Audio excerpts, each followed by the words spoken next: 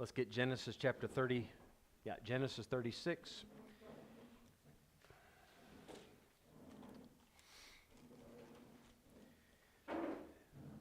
And this chapter breaks into 4 parts, all about Esau. I said all connected to Esau. Verses 1 to 8, Esau settles, like in the land. Verses 9 to 19, the children of Esau. Verses 20 to 30, children of Seir. And verses 31 to 43, Edomite royalty. Let me just say as we get into it, this is a slow chapter, okay? And we will move quickly through a slow chapter.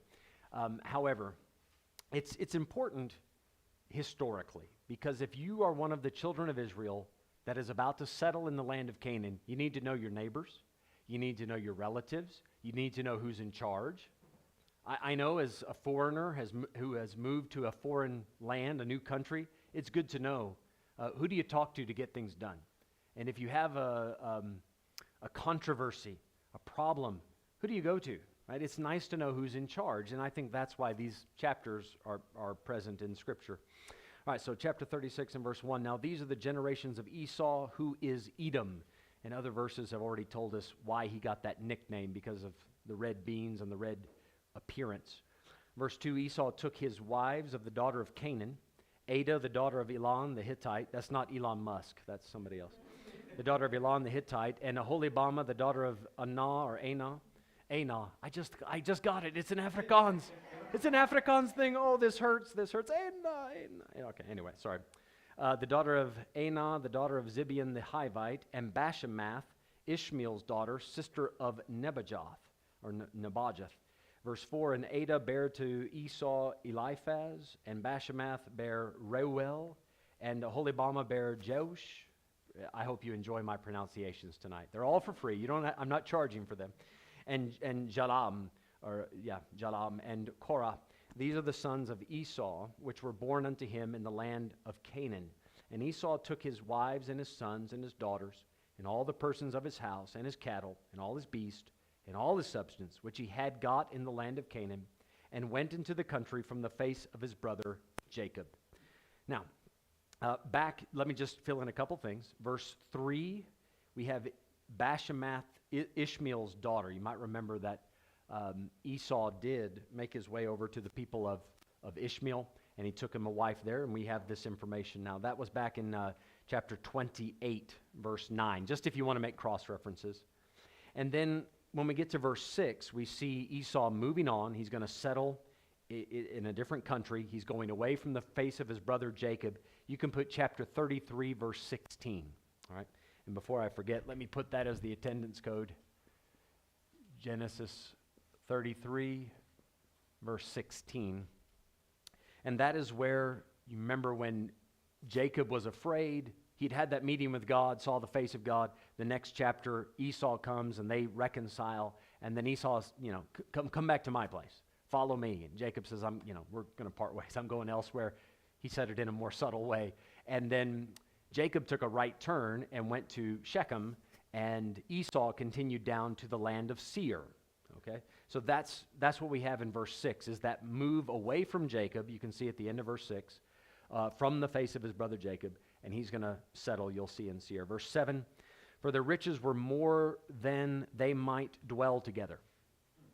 So Jacob and Esau couldn't stay together, much like Lot and Abram. Remember, they had to part ways because their herdsmen were fighting and they just couldn't get along. And sometimes life, circumstances dictate this. Guys, listen to this.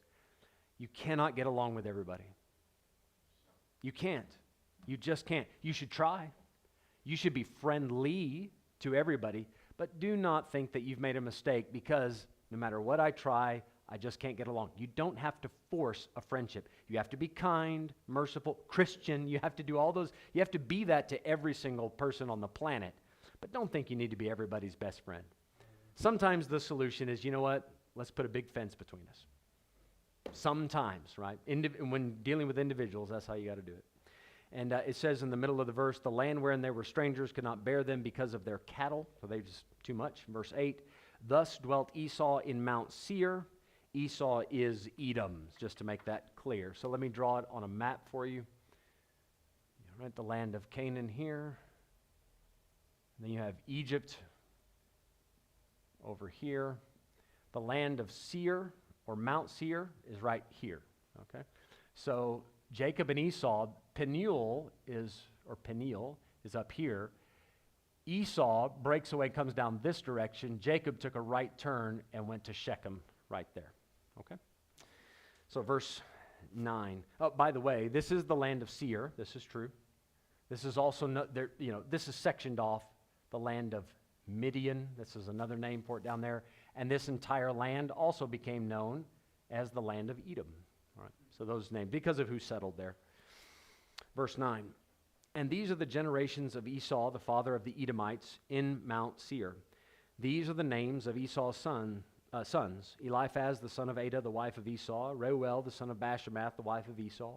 And the sons of Eliphaz were Teman, Omar, Zepho, Gatam, and Kenaz. And Timnah was concubine to Eliphaz, Esau's son, and she bare to Eliphaz Amalek. These were the sons of Adah, Esau's wife. Now, when it comes to Amalek, they're going to be a thorn in the flesh of Israel. They're going to cause them big problems, and they already have.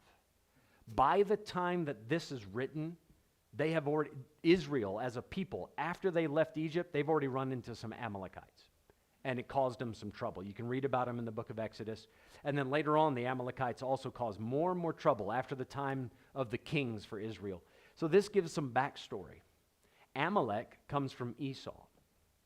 Esau, watch this, is a wonderful picture of the flesh in the Bible, the old nature. Now, how do we know this? Right, you have a first birth, Adam. You have a second birth, a new birth, Christ.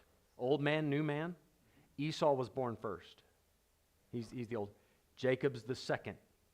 So you have the old man, the new man. You have the flesh, you have the spirit, right? Now, I get it. It's not like Jacob represents the new man perfectly. But as far as first birth, second birth, that's where we get that picture. Ishmael, first. Isaac, second birth. It's interesting how this plays out in the Bible. Cain, first. Abel, second. That second birth gets the job done. But that first birth is a mess. So from this flesh, the fruit of your flesh? If you live in the flesh, what do you get? Amalek. And then you see how Amalek plagues the children of Israel. So it's a small little fact, but it's an interesting fact. It helps kind of put some things together. Verse 13, and these are the sons of Reuel, Nahath, and Zerah, Shammah, Mizah. These were the sons of Bashemath, Esau's wife. Verse 14, and these were the sons of Aholibamah, the daughter of Anah. I'm going to say it like that from now on. Anah, the daughter of Zibeon, Esau's wife. And she bare to Esau Jeush and Jalam and Korah. And these were dukes. It says these were dukes of the sons of Esau. The sons of Eliphaz, the firstborn son of Esau, Duke Teman, Duke Omar, Duke Zepho, Duke Kenaz, Duke Korah, Duke Gatam, and Duke Amalek. These are the dukes that came of Eliphaz in the land of Edom. These were the sons of Adah. Now, a duke, as best I can tell, in this context, don't think the British, the UK version of dukes, all right? Think historically, biblical times. If I understand right, the division is this. A duke would be an unofficially recognized position of authority, like a chieftain or a village chief, that kind of thought. And then you're going to read later in the chapter where there were kings. That's your officially recognized position, like, we might think of it as people voting or bloodline, the monarch inheriting the throne, that type of thing. But it's an official position. These are unofficial positions. Let's say, top down, that would be your king. Top down. It's authority bestowed upon him. Whereas you have a bottom-up position where from amongst the common man, you have one man that rises up to kind of take care of things. The chief janitor of the place. And he just says, okay, I'll clean up everybody's mess. It sounds more or less what the duke was doing. That's his position. Verse 17, and these are the sons of Reuel, Esau's son, Duke Nahath, and Duke Zerah, Duke Shammah, Duke Mizah. These are the dukes that came of Reuel in the land of Edom. These are the sons of Bashemath, Esau's wife. Now again, for you and I, not that exciting. Okay, a bunch of names, positions, great. But if you're Israel and you're marching this direction through the land, right? And you are. And you have to bump into Edom as you're going through and say, please, can we get some water from you? Which they did. Kind of nice to know who's in charge. And if you're going to live right here next door to them, good to know, where do I send postage to the king? How do I get a message across to him? How do I email him? All right, verse 18. And these are the sons of Aholibama, Esau's wife, Duke Jeush, Duke Jalam, Duke Korah. These were the dukes that came of Aholibama, the daughter of Anah, Esau's wife. These are the sons of Esau, who is Edom, and these are their dukes. All right, pretty straightforward. Not much needs to be said about that. Now watch the shift here. Verse 20. These are the sons of Seir, the Horite, who inhabited the land. He was there before Esau. Does that make sense? Because when Esau came down, he went to Mount Seir. So Seir had been there for a while. So now we're going to get a few of his people. Why? Because can we call them Seirites? Right? The people of Seir are going to mix and mingle with the Edomites. So they become one people group in a way, but nevertheless, some of them do stay separate. So, two separate entities need to be recognized. But when dealing with these neighbors, you need to deal with them in the same breath. These are the sons of Seir the Horite who inhabited the land, Lotan, and Shobal, Zibeon, and Anah, and Dishon, and Ezer, and Dishan. These are the dukes of the Horites, the children of Seir, in the land of Edom. And the children of Lotan were Hori and Himam, and Lotan's sister was Timnah. And the children of Shobal were these, Alvan, Manahath, and Ebal, Shepho, and Onam. These are the children of Zibeon, both Ajah and Anah. This was that Anah that found the mules in the wilderness, as he fed the asses of Zibeon his father. I am so glad we have that information, right? That verse, I was talking to Brother Tim this morning about it. I said, there are some verses when I get to them in the Bible, I scratch my head and say, God, if you would light on that verse now, I would love to have it. But I really don't know why you put that in there. And I've read this passage many times, and I still don't know why that's in there. I don't know why that is important to us. I'm not even sure why it would have been important to them. Right? Okay, fine, we know who the kings are and the dukes are and where these people came from, but why do I need to know that this guy found mules in the wilderness? Was he famous for that? I don't know. It's one of those strange little verses. Now, this word that is translated mules only appears one time in the Bible. It's the only time. And that word can also be translated hot waters or hot springs. So some people would prefer that translation. I don't, but they do, and they say, well, he's famous because he found water in the middle of a desert. Okay, well, others would say that the fact that he has mules, right, that comes from crossing a horse with a donkey and that kind of thing. So he says this might have been the first man to do that, and he was doing it out in the wilderness. And that's why, he became either famous or infamous for doing this. I don't know. I don't know. And Lord, I love your book. But I don't care. I say that with all reverence, right? If God shows me why, I'd love to learn. And I'm sure there's probably some real deep, fascinating truth to that. But I'm not sure it's going to affect my Christian life that much. So I'm not going to spend a long time trying to figure it out. But each time I read it, I do slow down and say, God, anything? Anything? No? All right, let me go. Now, interestingly enough, when I was in Bible school, I had to write a paper on this. I kid you not, man. This was part of it. Look at Anah. Look at Anah. Is in verse 24, man or a woman? Is he a man or a woman? Or is it a man or a woman? Don't be shy. Man, it's a man. All right, I'm going to say it. Forgive me for the pronoun thing, but it's a man. Yes, verse 24. Anah that found the mules as he fed the asses. That Anah is a man. All right, now look at verse 2. Look at verse 2. And Aholibama, in the middle of the verse, the daughter of Anah, the daughter of Zibeon. Anah, man or woman? It's a woman. Verse 14, it's the same thing. Anah, the daughter of Zibeon. Verse 18, Anah, the daughter of Zibeon. So it's a woman. But then in verse 24, boop, it's a man. So my paper, I had to write a paper on how to fix this contradiction. Is it a man or a woman? And I wrote this long, beautifully worded paper. Man, I made eloquent arguments. And today, sitting there studying, I went, oh man, I was completely wrong. God showed me what the answer was. In verse 20, these are the children of Seir. In verse 2, those are the children of Esau. There's two completely different people. God, I missed it this whole time. But look at why it's confusing. Look at verse 25. And the children of Anah were these, Dishon and Aholibamah, the daughter of Anah. Well, if you look back at verse 2, there's Aholibamah, the daughter of Anah. So you have in these two separate bloodlines, if you will, you have Anah and then Aholibamah. There's one, Anah is the dad here, and then the other one, Anah is the mom. So there are places, and I think we all know this, right, that sometimes a name can go both ways, right? The name Pat, right? If somebody's name is Pat, that could be Patricia or Patrick. If somebody's name is Sam, that could be Samuel or Samantha. Did you know the name Noah is a woman's name? Yeah, read the book of Numbers. The name Noah is also a woman in the Bible. Now, obviously, it's a man with Genesis, but the name Noah goes both ways. I know some of you are like, what? Read your Bible. It's in there. It's in there. But some names do that. So, okay, that's maybe not a great revelation, but there's the truth of it. So when I was looking into that today, I thought, wow, I did some gymnastics to make that work back in the day. And I passed on my paper. I think even my instructor, as he was reading it, said, well, he tried so hard. Check mark, Anyway, not a big problem. So verse 26, these are the children of Dishon, Hemdan, Eshban, Ithran, Kiran. And the children of Ezer are these, Bilan, Zavan, and Achan. The children of Dishan are these, Uz and Aran.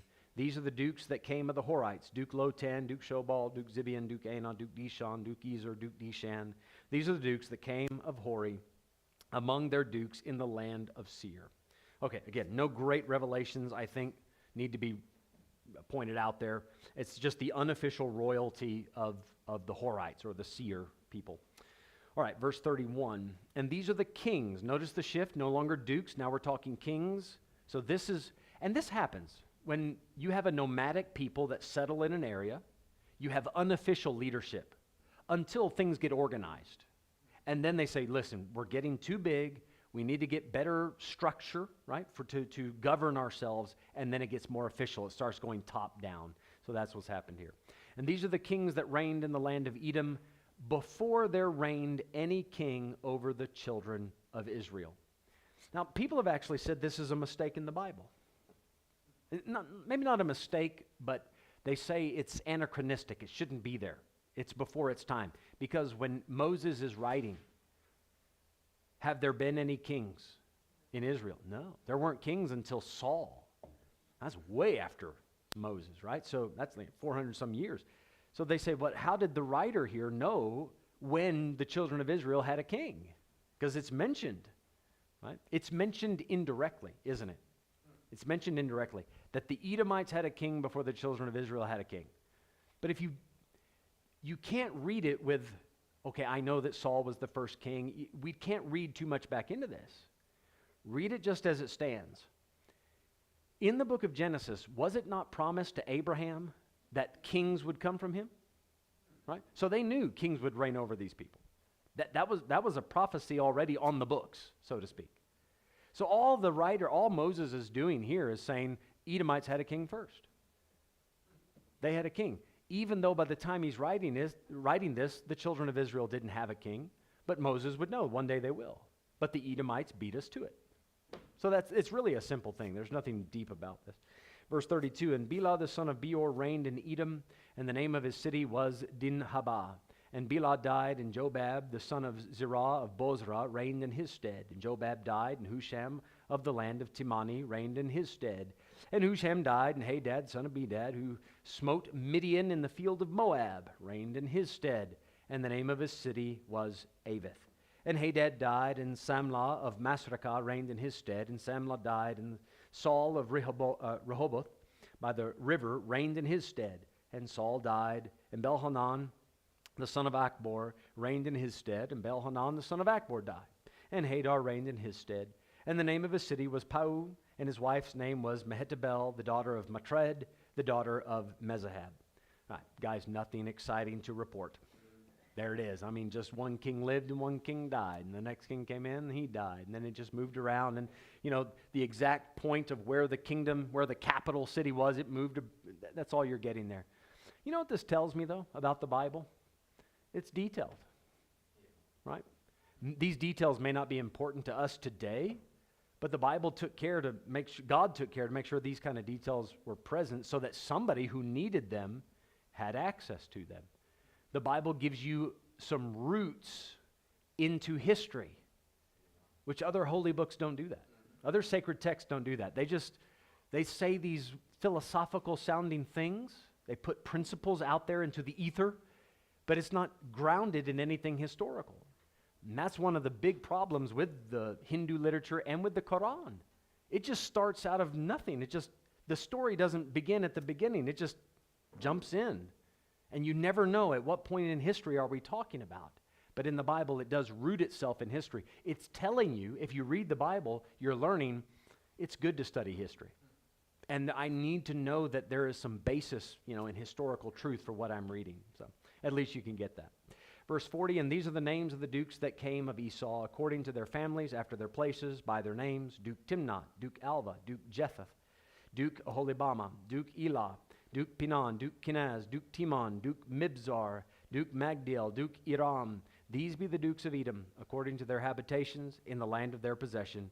He is Esau, the father of the Edomites. And from this, Esau kind of fades out, right? He's no longer going to be mentioned in Genesis. So it's as if Moses has said, we've told his story. He has gone to his own place, to dwell there. Just know that he's there. His people are there. And now he's going to, for the rest of the book, we turn our attention to the children of Jacob, or the children of Israel. Might I just say quickly, though, one day, I don't know, right, these people will be in heaven. Let me not go that far. I'd love to know how far off I am on pronouncing their names. I would really like to know that, right? Is this name Reuel? Really? You needed 3 vowels in the middle of that? Really? You needed that? Mehetabel. I just want to know. I want to hear them say it. I want to hear them say it. I'm sure there's more of a, like this Mezahab in verse 39. That's Mezahab. Mezahab. I'm sure it's something guttural like that, but anyway. Forgive me. The American English does not do well with these names. Right? Seriously, an Afrikaans accent or even an African accent works much better with these kind of names. In American English, I have too much of a Texas twang to my voice, all right? Hey dar, pow, my head a bell, doesn't work. Anyway, chapter 37 breaks into 3 parts, verses 1 to 4, Joseph is preferred. Verses 5 to 11, Joseph dreams. And verses 12 to 36, the brothers plot. Now, this is where I think the story really gets thick and interesting.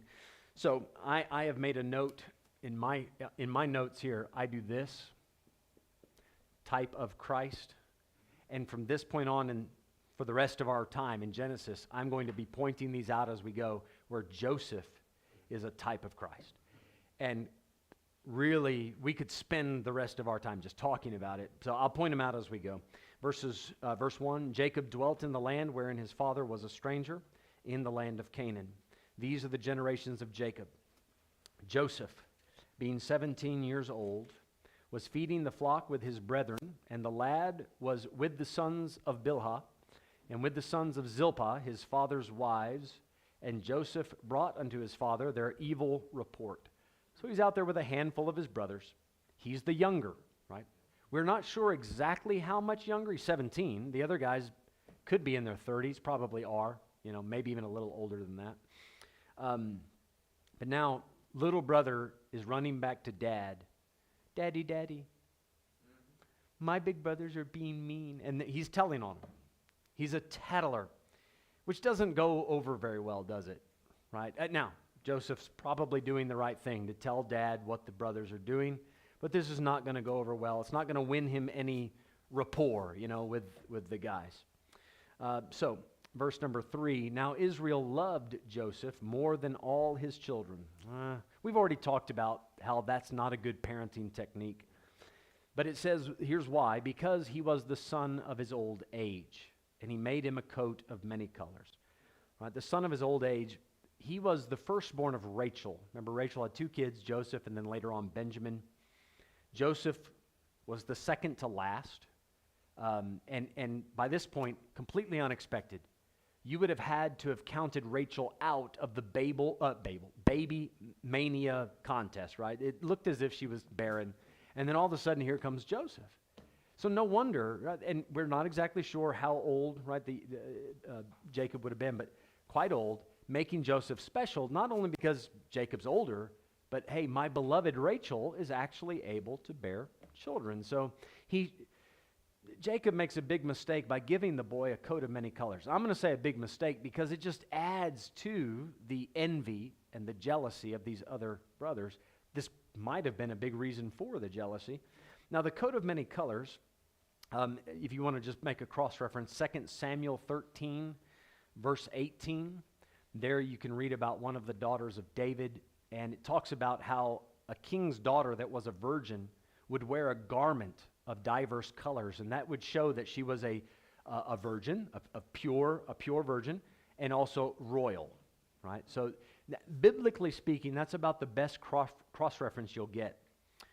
Other people, now this is more of a historical thing, and I'm not sure it fits, to be honest, but historically speaking, they say some other cultures in this time would give a coat of many colors to the firstborn child because it would denote when dad passes away, this one will take over, whoever's wearing that coat. Now, if that's what's happening here, Jacob is now bestowing upon this young man, 17 years old, instead of Reuben, he's giving it to Joseph. And that probably didn't sit well with any of the brothers to say, well, how did this little runt get that type of honor? So really it doesn't matter. Is it denoting that he gets to take over? Maybe. But whatever, even at the very least, it denotes that Israel loves Joseph more than the other boys. So just that is enough to bring forth envy. Now verse number 4 says, and when his brethren saw that their father loved him more than all his brethren, they hated him and could not speak peaceably unto him. All right, general truth here. When people see that God's favor is on someone else, God's hand is on them, God's using them, I'm going to say it's natural, not in a good way. It's sinfully natural for us to get envious at that. Go, why is God using him? Why is God blessing her? Why isn't God blessing me? I'm also trying. It may not be your time. Maybe God is allowing you to see that person be used and watching to see if you will rejoice for them or whether or not you'll allow that bitterness to take root in you. Because if that's how you're going to act, that's childish and immature.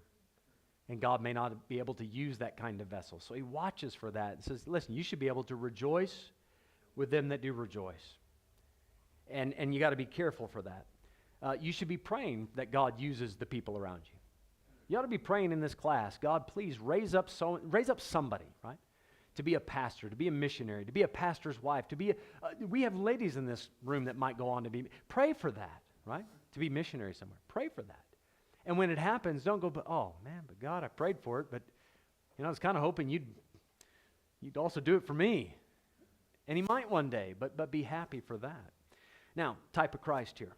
The Father preferred the Lord Jesus over everyone else. Right? This is my beloved Son, in whom I'm well pleased. How did the other people react to that? Mark chapter 15, verse 10, it says, for he knew that the chief priest had delivered him, Jesus, for envy. They envied him. Because it was obvious that God's hand was on Jesus Christ. And they envied him. Never man spake like this man. Nobody could do what he had been doing. No one had ever opened the eyes of the blind, no one had a life like this. And rather than rejoicing that, praise the Lord, Hosanna, the Son of David has arrived, they said, away with him. Kill him. So, Mark chapter 15 and verse 10. Mark 15, verse 10. All right, so verse 5, verse 5.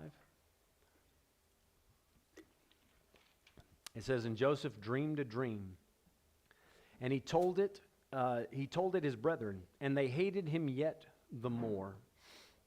And he said unto them, Hear, I pray you, this dream which I have dreamed. So verse 5 is kind of a summary statement. He dreamed, he told his brothers.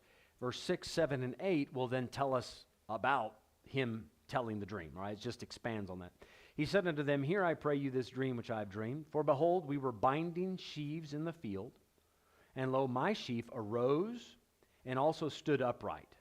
And behold, your sheaves stood round about and made obeisance to my sheaf. So obeisance is a show of honor. It's bowing down, bowing before the king kind of a thing.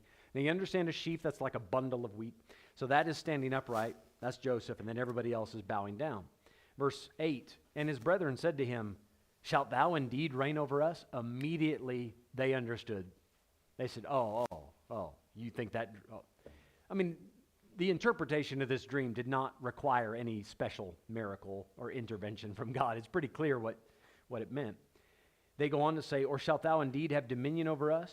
And they hated him yet the more for his dreams and for his words. He's a type of Christ. Because the more Jesus preached to the Jews, the more they hated him.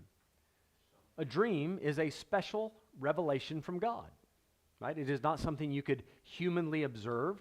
God has to interject that revelation. He has to put it into the mix. And that's what the Father did with the Son. Jesus would go and say, Father, what do I say? The Father says, say this, and here comes truth.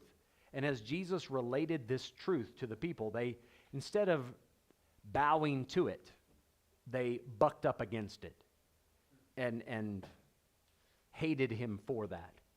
Now, it must be asked here, why did Joseph feel necessary to share this dream? If they already hated him, isn't it kind of like he's rubbing it in a little bit? And I must admit, for several years, I've approached the passage kind of like that, to say, yeah, it kind of seems that Joseph was being a bit petty and a little immature. He's 17. Maybe he's rubbing it in. But you know what it might have been? And I actually think this is probably more what it was. Joseph knew that this is what God wants to do. This is how my daddy has set it up, right? Coat of many colors. But my brothers are not on board with this. How can I get them to accept me? Well, I'm not going to explain my way into their favor. Maybe if I explain to them that God has given me a dream, maybe they will believe that God is behind this, and it's not just me. So Joseph might be thinking here that this will win them over, to say, it's not me, guys. I'm not trying to usurp this authority. I'm not trying to position myself as the king over you. God is the one putting me in that position. And then, of course, verse 8, they said, oh, are you going to rule over us?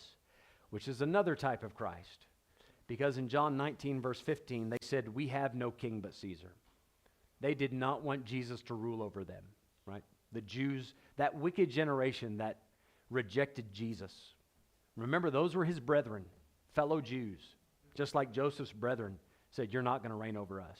And that's what they said about Christ. Verse 9, and he dreamed yet another dream, and told it his brethren, and said, behold, I have dreamed a dream more. Now again, is he rubbing it in? I don't know, maybe, but kind of, again, I think there's something to the idea that he's just trying to say, please, guys, accept this. It's not me. God keeps showing me this. Please get on board with the idea. I think it's like that. And said, behold, I have dreamed a dream more, and behold, the sun and the moon and the 11 stars made obeisance to me. Now we're gone out of the field into outer space. I mean, we're up in the universe. This has gotten much bigger. Sun, moon, stars. Verse 10, and he told it to his father and to his brethren. Now, I don't know, did he tell it twice? Did he say it to his brothers, and his brothers said, all right, you knock it off. We're taking you to dad. All right, tell dad. And then he had to say it again. Or did he say it to all of them at once? I don't know, not sure. He told it to his father and to his brethren, and his father rebuked him and said unto him, what is this dream that thou hast dreamed? Now, Jacob knew the interpretation. Shall I, there's the sun, right, S-U-N, and thy mother, there's the moon, and thy brethren, there's the stars, indeed come to bow down ourselves to thee to the earth? So Jacob immediately picks up on it. Now, something that maybe is worth mentioning here, Rachel is already passed. Right? She's died by this time. So when it says, shall I and thy mother, is Jacob factoring in like a resurrection? Is he thinking down the road, in the resurrection, we're going to bow down?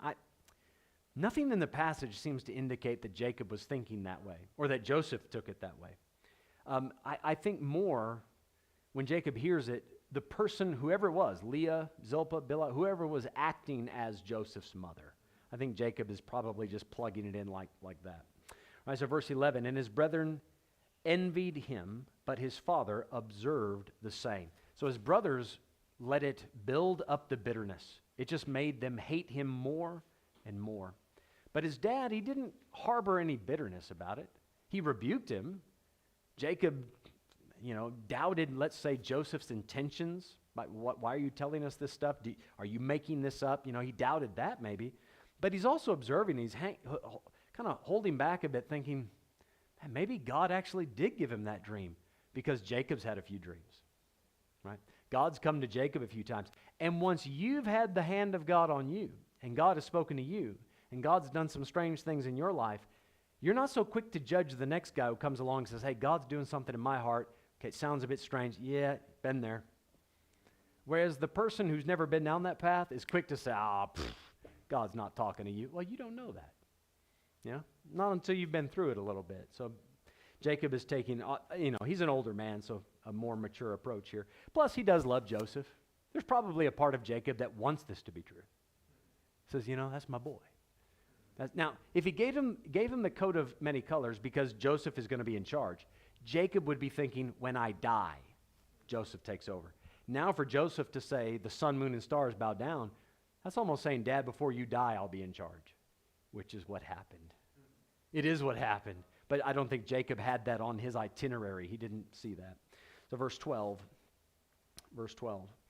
And his brethren went to feed their father's flock in Shechem. All right, where's my marker here?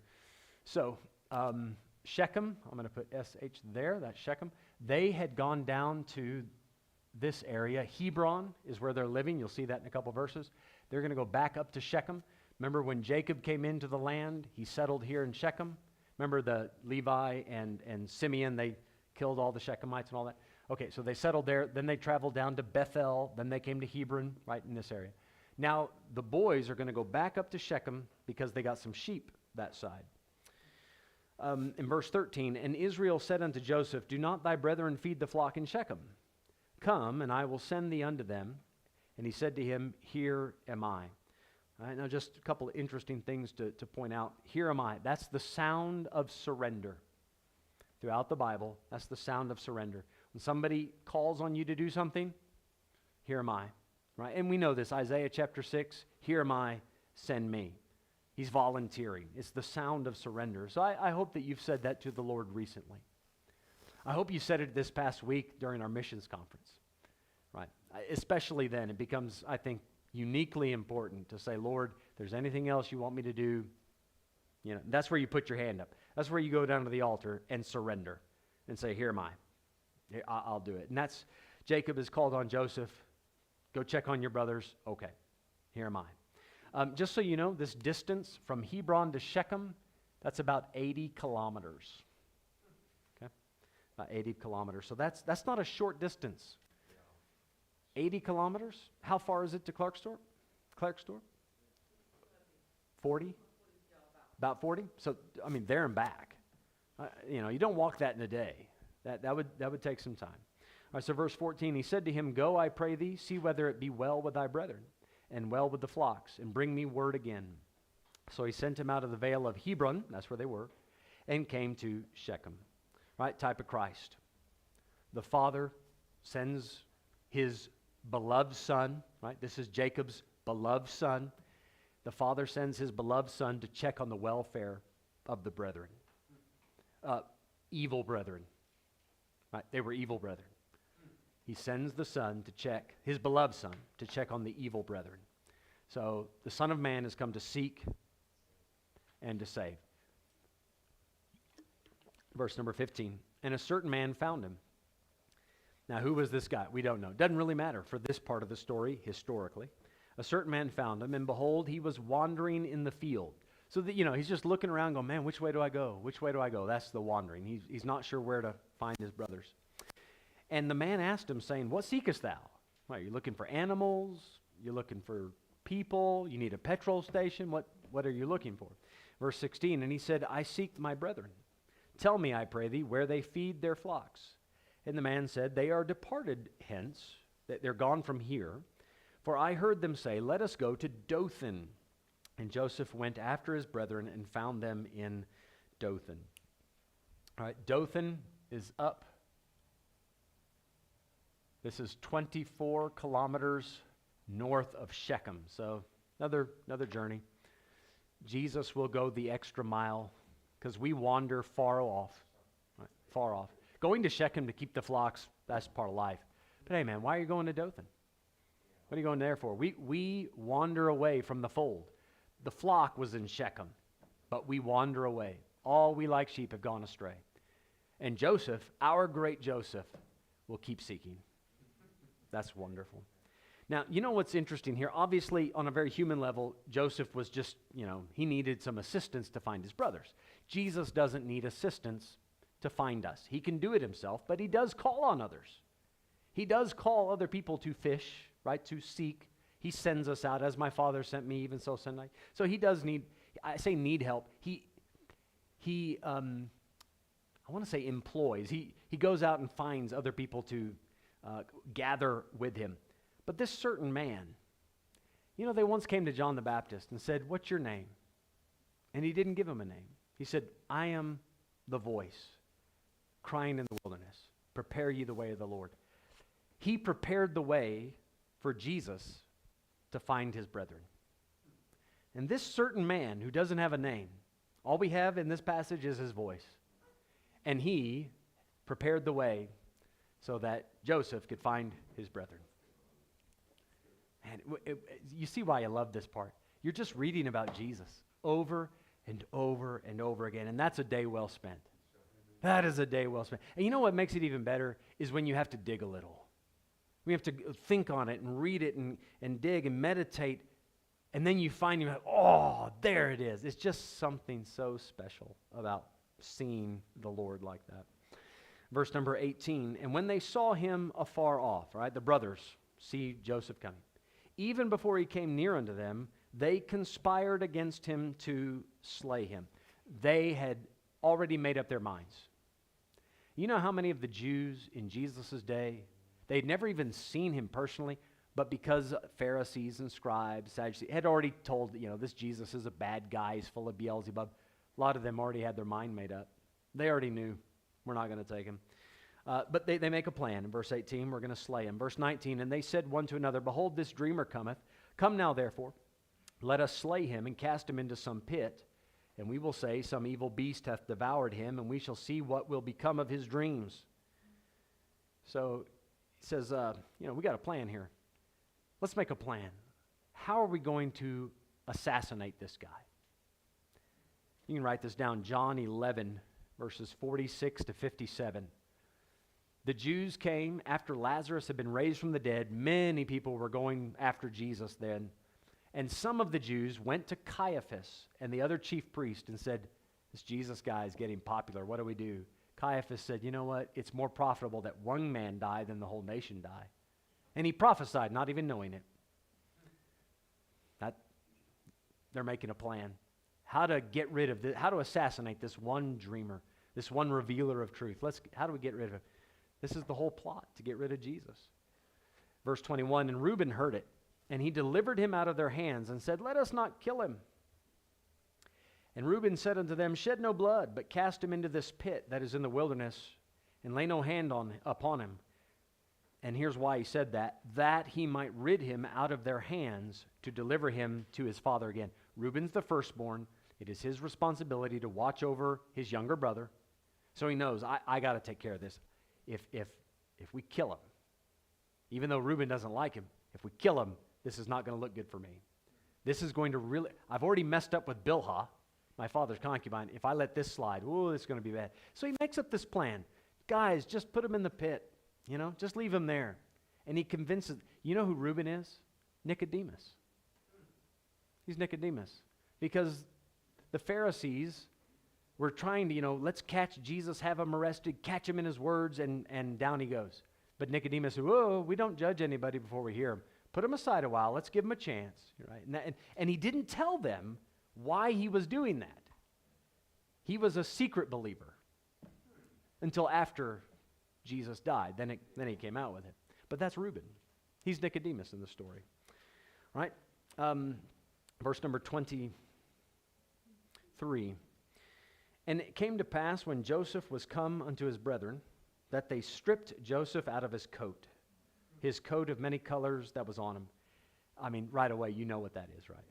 They're taking the robe off of him, right? There's the whole leading up to the crucifixion. So it's obvious the type there. Verse 24.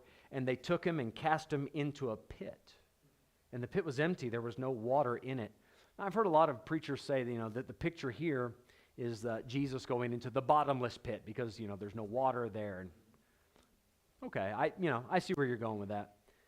I wonder, though, if when the soldiers came to arrest Jesus in the Garden of Gethsemane, they arrested him and kind of put him in a separate holding, right? And not into like a cell, but he was now in bondage. And the reason they put him in that position was to determine, what do we do with him? There was a mock trial in the middle of the night, and they had to see, will he admit that he's a blasphemer? Can we somehow contrive a plan? And putting him in the pit, that was temporary holding while the rest of the plan takes shape. And you'll see how this works. And that's how it happened with Christ, right? They take him before Annas and Caiaphas, and the whole thing eventually leads to Pilate. But verse 25, and they sat down to eat bread. Interesting. Why put that in there? They took a break. There's Joseph. You can probably hear him in the distance. Guys, come on, guys, please, guys. Oh, guys, come back. And they're off in a distance having a meal, talking about, what do we do with this guy? You know what it says in John chapter 19, verse 14? You can find some other relevant verses that go with this. But the Jews would not get their hands dirty by going into the court of the Gentiles because they still had to eat the Passover. They had to go eat the Passover meal while Jesus was in Pilate's court. The Jews were out there eating. And there's your type. They sat down to eat bread. And they lifted up their eyes and looked, and behold, a company of Ishmaelites came from Gilead with their camels, bearing spicery and balm and myrrh, going to carry it down to Egypt. So now the plan takes shape. As they're interrogating Jesus, smacking him, they can't get him to say anything wrong. False witnesses keep coming in, but none of it sticks. And finally they say, we got a plan. Let's deliver him to this Gentile Pilate. And it's not lawful for us to put him to death, but Pilate can do it. Give him to the Gentiles. Because us Jews, we can't do it. And here we go. Here comes some Gentiles. So now the plan takes shape. And verse 26, Judah said unto his brethren, what profit is it if we slay our brother and conceal his blood? If we kill him and just bury him in the pit, well, that's boring. We might be able to make a little money. And we don't have to have this blood on our hands. We'll let the Gentiles kill him, and then we can say, but we're innocent. Which is just what the Jews said. We're innocent of this crime. Verse 27, come, let us sell him to the Ishmaelites, and let not our hand be upon him, for he is our brother and our flesh. So that's what the Jews said about Jesus. He's a fellow Jew. We can't do it. Give it to Pilate. And his brethren were content. They said, okay, it's a good plan. We're all for it. This is the crowd of the Jews with one voice crying out, away with him. Crucify him. They're all content with that. Yep, we'll go with that plan. I mean, this is so strong. Verse 28, then there passed by Midianites merchantmen, and they drew and lifted up Joseph out of the pit and sold Joseph to the Ishmaelites for 20 pieces of silver, and they brought Joseph into Egypt. Now, quick problem here. Midianites, Ishmaelites. Some people say, well, why did Joseph get sold twice? I had a Muslim guy give me that. Did Joseph go to the Ishmaelites and the Midianites? Yeah, obviously not. It's two designations for one people group. They are Ishmaelites because of their physical descendancy. They come from Ishmael. But Midianites because they live in that land, right? The land of Midian. They come from that land. So and Ishmael did settle down here. So that's not a problem. Now you can see the type in verse number 28, can't you? In verse 28, they sold him for 20 pieces of silver. Right? The plan back in verse 26, what's the profit? So Judas comes into view here. Let's make a little money off this. Let's make a deal. But Jesus is better than Joseph. Jesus gets 30 pieces. Joseph, just 20. Now, you might chalk it up to inflation, right, from Genesis 37 to John 19. Maybe there's some inflation, but I'm going to say Jesus is just better. No type ever matches perfectly, and this is one of those cases. Verse 29, and Reuben returned unto the pit. If you guys are all right, I'm just going to finish this chapter, if that's okay. Just a few extra minutes. Verse 29, Reuben returned unto the pit, and behold, Joseph was not in the pit, and he rent his clothes. He thinks, oh my goodness, what have I done? I wonder if Nicodemus wasn't heartbroken when he sees Christ up on the cross and says, oh man, I never spoke up while he was alive, you know. But he does come after the death and take him down, him and Joseph. But just to play out that type, I wonder if that's what Nicodemus thought. But now Reuben is heartbroken. Verse 30, he returned unto his brethren and said, the child is not, and I, whither shall I go? What have you guys done? So while they were selling him to the Ishmaelites, Reuben was somewhere else. So his plan got messed up because he wasn't there to oversee the whole thing. But look at what he says in verse 30. The child is not, and I, whither shall I go? He's not really worried about the child, is he? The child's not. Now what's going to happen to me? He doesn't say, what about Joseph? He doesn't say, let's go rescue Joseph. What about me? What's going to happen to me? God, that spells Reuben. Just selfish and unstable. Verse 31, and they took Joseph's coat and killed a kid of the goats and dipped the coat in the blood. And they sent the coat of many colors, and they brought it to their father and said, this have we found. Know now whether it be thy son's coat or no. And he knew it, and said, it is my son's coat. An evil beast hath devoured him. Joseph is without doubt rent in pieces. Jacob, you've been deceived. The irony of this is abundant. Right? Jacob deceived his father Isaac by wearing the skin of a goat. And now these boys took that coat of many colors and killed a goat and dipped it in the blood of a goat and takes it to Jacob. And now Jacob, yep, it's got to be my son. No, it's not. You've been duped. I mean, whatsoever man soweth, that shall he also reap. He's reaping. Verse 34, and Jacob rent his clothes and put sackcloth upon his loins and mourned for his son many days. Wow. I wonder if that's not a picture of what the Father did. I wonder, right? Because halfway, Jesus was on the cross for 6 hours. 3 hours in, the lights go off. Now, the Bible doesn't tell us exactly why. This is me just preaching, okay? I'm not teaching, just preaching here. I think the Father said, enough. I don't want to watch this anymore. Now, obviously, he could see, right? But he says, I don't want everybody gawking at my son. Just shut the lights off. And the father mourned. And remember, his son didn't come back right away. Right? 3 days, 3 nights. The father mourned. That had to have hurt. You want to know something real special about that? As a father myself, I can't imagine me having feelings that our Heavenly Father wouldn't have, right? I would be heartbroken if my beloved son died. But it says in Isaiah 53, it pleased the Lord to bruise him.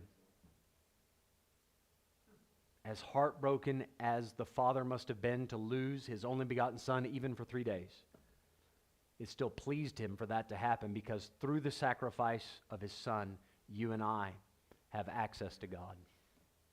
So as bad as that hurt, sometimes the hurt is necessary. Tremendous. Verse 35, and all his sons and all his daughters rose up to comfort him, but he refused to be comforted. Sometimes your heart will break that hard. Sometimes, guys, it doesn't matter who says what to you. It's just too painful. And don't hold it against the comforters. Don't hold it against the people that are trying to help you. Sometimes that hurt is so deep, it just takes time. And it